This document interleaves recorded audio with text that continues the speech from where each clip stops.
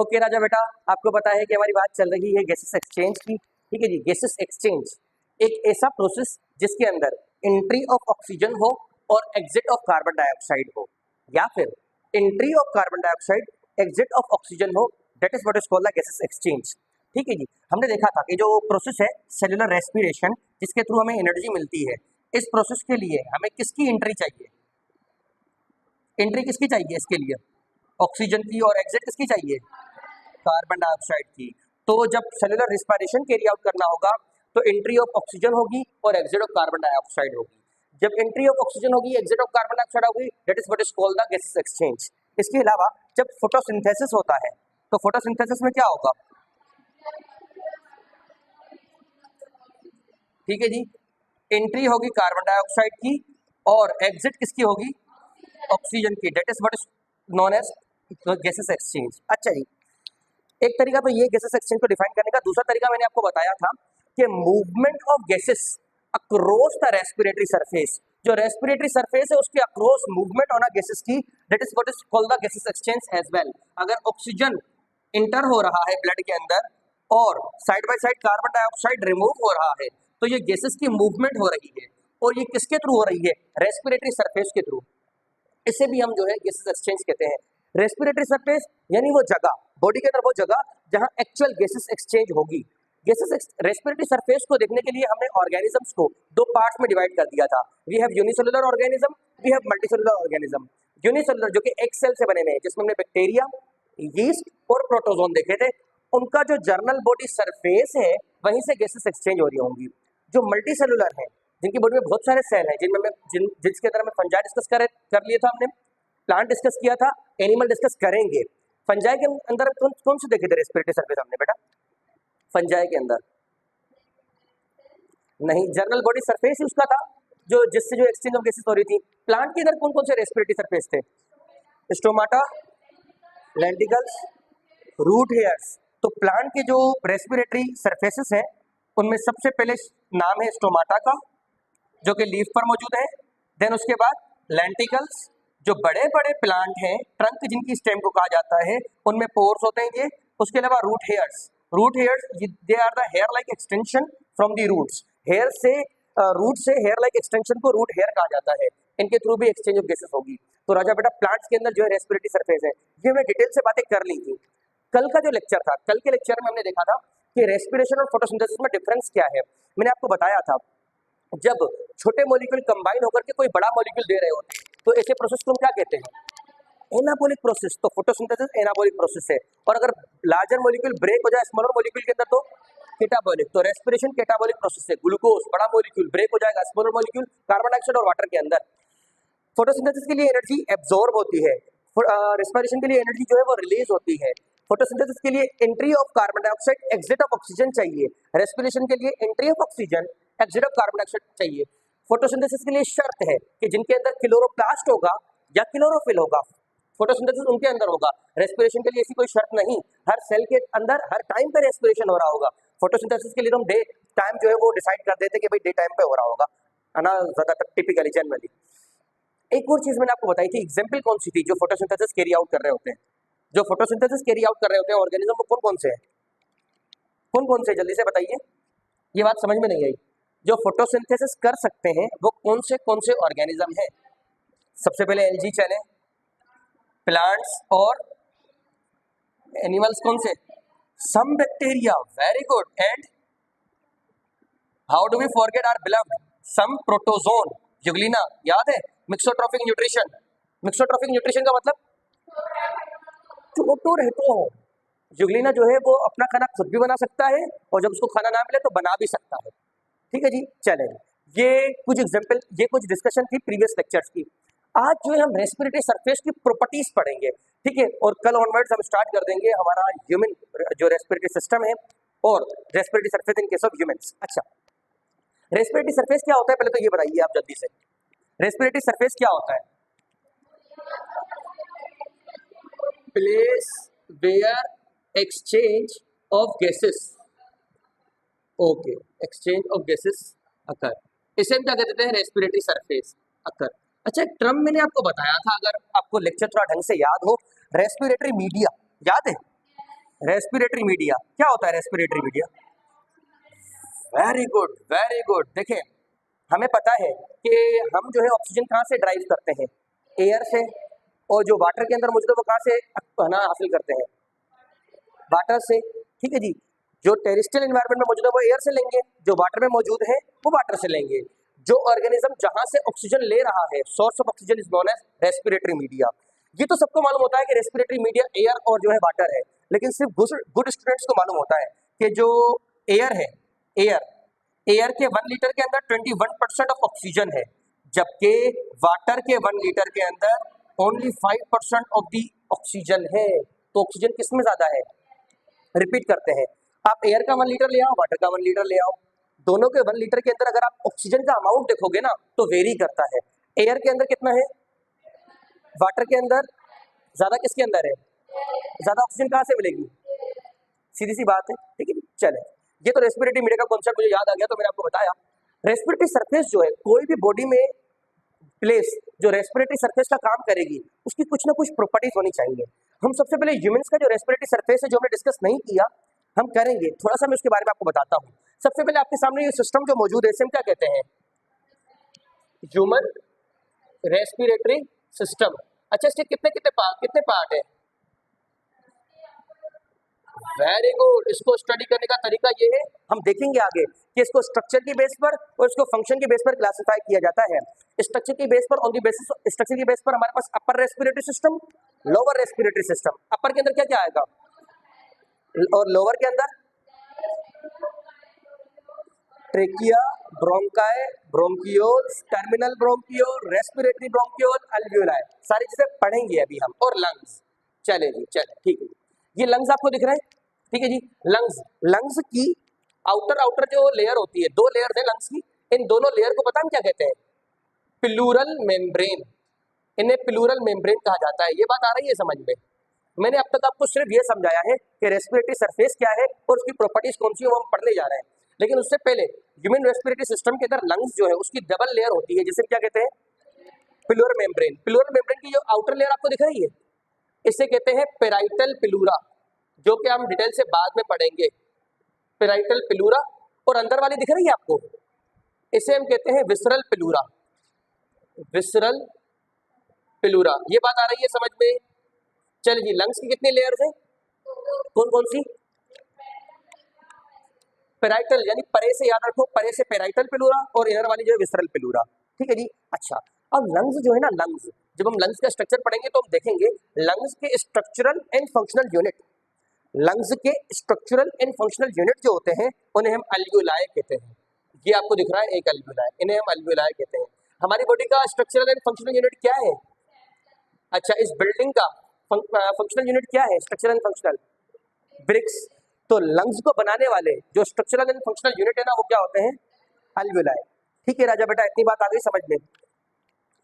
ये जो दोनों लेयर है लंग्स की, that is what is called the parietal and visceral pleura, इनके दरमियान स्पेस होता है और उस स्पेस के अंदर एक फ्लूइड मौजूद होता है। पता है इस फ्लूइड को क्या कहते हैं हम? पता है इस फ्लूइड को क्या कहते हैं? Pleural fluid. Pleural fluid. बेटा प्लूरल फ्लूइड नाम सुना है आपने? राजा बेटा प्लूरल फ्लूइड नहीं सुना? चलेगा। ये प्लूरल फ्लूइड क्या करता है? ये लंग्स की दोनों लेयर्स और अल्वियोलाई, लंग्स की दोनों लेयर और अल्वियोलाई के लेवल तक हर चीज को नम रखता है, तर रखता है। ये जो प्लूरल फ्लूइड है, ये पूरे के पूरे लंग्स अल्वियोलाई को नम और तर रखता है। इसके नम रहने से, इसके तर रहने से फायदा ये होगा कि जो यहाँ पर एक्सचेंज ऑफ गैसेस है ना, वो स्पीड अप हो जाएगी। ठीक है, तो इसके नम तर यानी मॉइस्ट रहने की वजह से एक्सचेंज ऑफ गैसेस जो है वो फैसिलिटेट हो जाएगी। तो पहली प्रॉपर्टी यही है कि जो भी रेस्पिरेटरी सरफेस होगा वो मॉइस्ट होना चाहिए। हम पहले अल्वियोलाई देख रहे हैं, मैं दूसरों के अंदर भी आपको रेस्पिरेटरी सरफेस समझाऊंगा और उनके अंदर भी ये प्रॉपर्टी दिखाऊंगा। ठीक है, तो पहली शर्त क्या है कि वो क्या होना चाहिए? मॉइस्ट। आगे चल के हम ये भी देखेंगे कि अगर ये मॉइस्चर खत्म हो जाए तो कौन सी बीमारी हो जाएगी, फ्लूइड भर जाए तो कौन सी बीमारी, सब डिस्कस करेंगे आगे चल के। अच्छा, दूसरी बात यह कि ये अल्वियोलाई जो है ना, जब आप अल्वियोलाई का स्ट्रक्चर पढ़ेंगे तो अल्वियोलाई की थिकनेस सिर्फ एक सेल जितनी है। एक सेल जो है ना, एक सेल कितना छोटा होता है? माइक्रोस्कोपिक है, तो उसकी थिकनेस भी कितनी होगी? बहुत कम या ज्यादा होगी? कम। तो अल्वियोलाई बहुत थिन है। थिन होने से क्या क्या फायदा होगा राजा बेटा? थिन होने से क्या फायदा होगा? कोई फायदा होगा अल्विला के थिन होने से?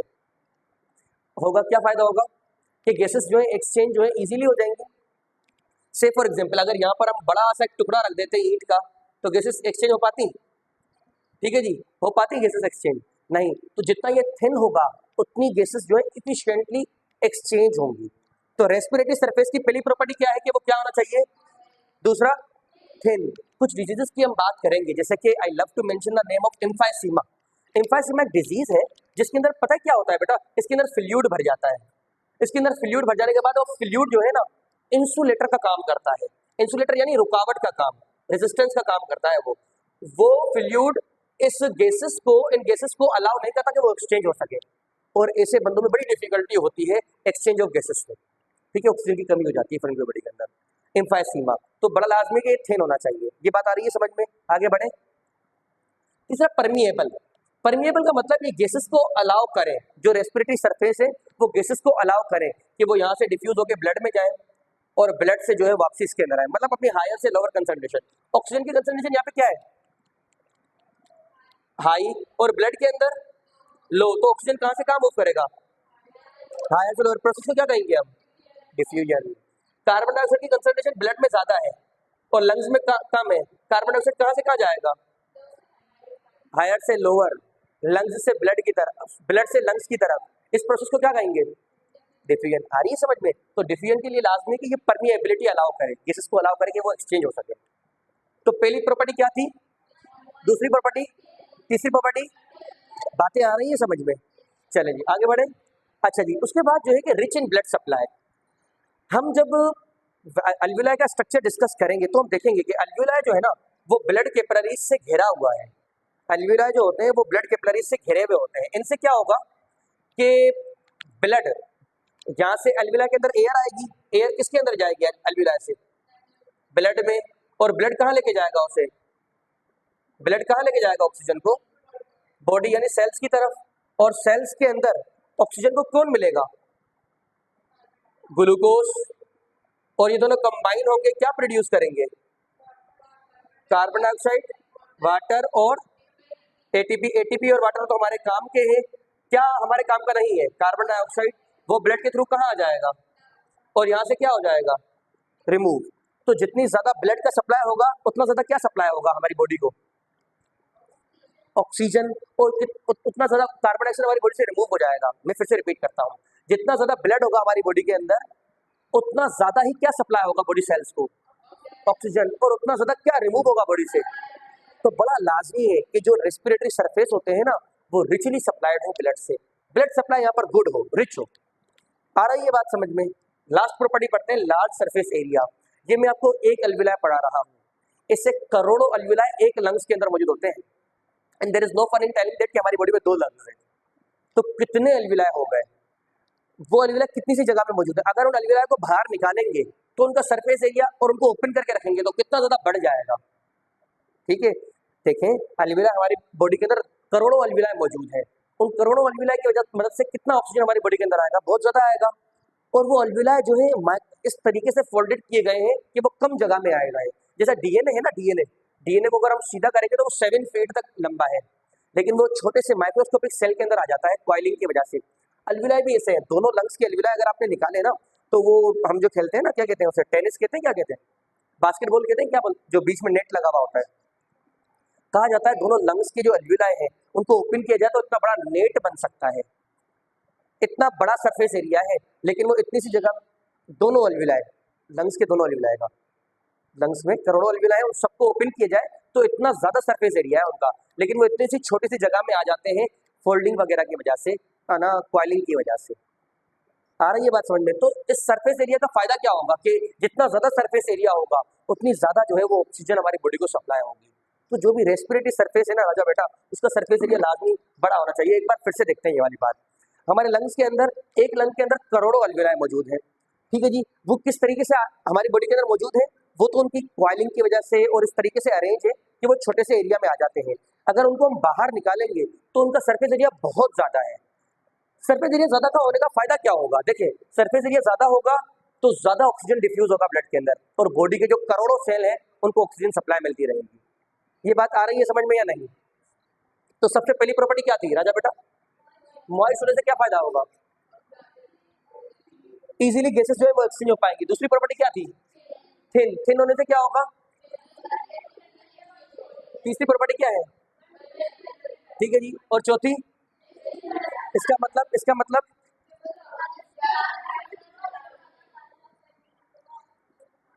चले जी, वेरी गुड। और लार्ज सरफेस एरिया जी, उनका जो सरफेस एरिया है वो बहुत ज्यादा होता है, वो होना भी चाहिए। ठीक है राजा बेटा, अब हम देखते हैं रेस्पिरेटरी सरफेस। ये तो ह्यूमंस की हमने आपको बताया। फ्रॉग है ना, फ्रॉग। फ्रॉग के अंदर पता है कौन कौन से रेस्पिरेटरी सरफेस मैंने आपको बताए थे? फ्रॉग के अंदर कौन कौन से रेस्पिरेटरी सरफेस होते हैं?